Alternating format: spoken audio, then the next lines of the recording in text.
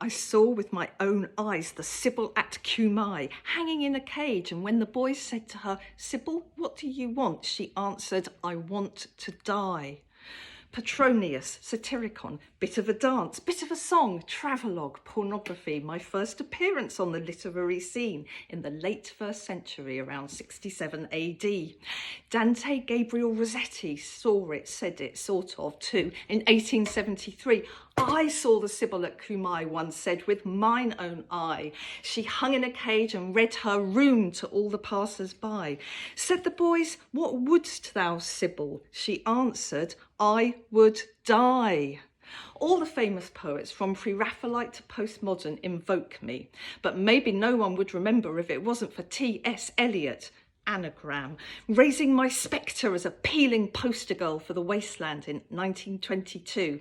I call him Toilets because what sort of tosspot puts the opening lines to his poem in Latin and Greek, then has to add a footnote with the translation? Honestly, TMI, MIHO. Point of view, you are hanging in a cage. It's not gilded, it's rusted with age, millennia old for all you can see. Foreseeing eye, mistress of prophecy. I taught the men who teach you. I taught the doctors and the preachers, the politicians and the street sweepers. I am the burnt moth in the lampshade, still buzzing. But I made my first appearance in Petronius Satyricon. The role was just a cameo. I had one line. It wasn't long and probably not even true. The boy was boasting. He'd never really met me. It was just a basic alibi, pubescent ego boost. He bought my autograph in an auction, bid for my face on OnlyFans, as it used to be, the original me, from the oral tradition. See, previously in my story, I caught the eye of Apollo, sun god with a glint, other things I could call him.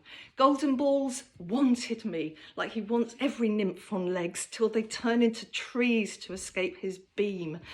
And then he wears their wreaths of their leaves for his own self-esteem. He said, I could have whatever I wanted. Whatever I wanted, I could have, he said, in exchange for my fresh fruit, the original cherry.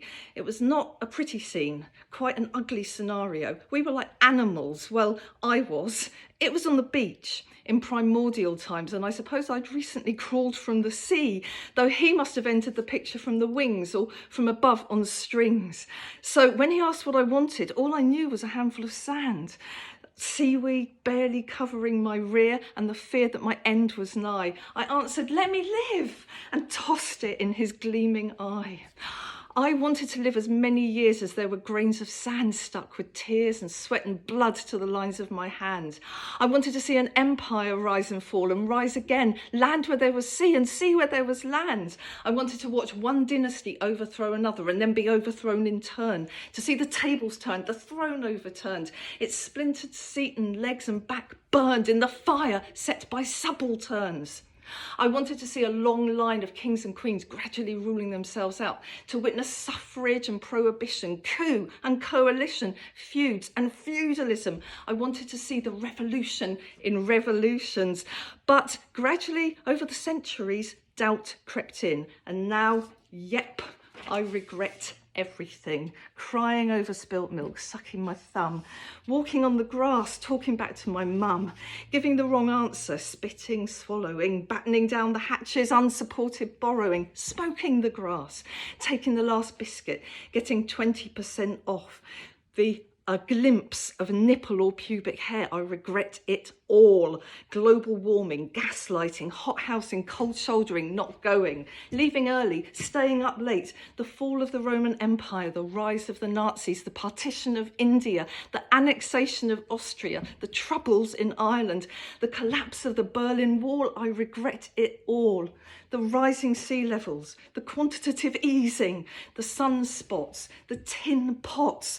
I'm sorry for fighting with the other Sibyls instead of uniting, but they've all had it easier than me. Imagine how it feels to live forever and keep looking older and older, as I forgot to ask Apollo for eternal beauty when I begged for my infinite life. Allegedly. Or perhaps he just wanted to punish me for withholding my virginity. So the story goes. I saw with my own eyes the Sibyl at Cumae hanging in a cage, and when the boy said to her, "Sibyl, what do you want?" she answered, "I want to die." That won't be happening anytime soon. The fall of the sun, the rise of the moon, the partition of eternity, the troubles in forever. This Sibyl isn't shushing till the syllabus is.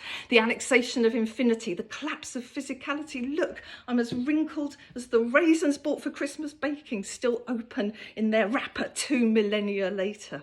What kind of teacher goes on talking when all her prodigies have retired and died, when they blew each other up with their brilliant minds, destroyed everything with their creativity? Hell yes, I regret the Trinity test, named after a poet's holy song, my student prophet.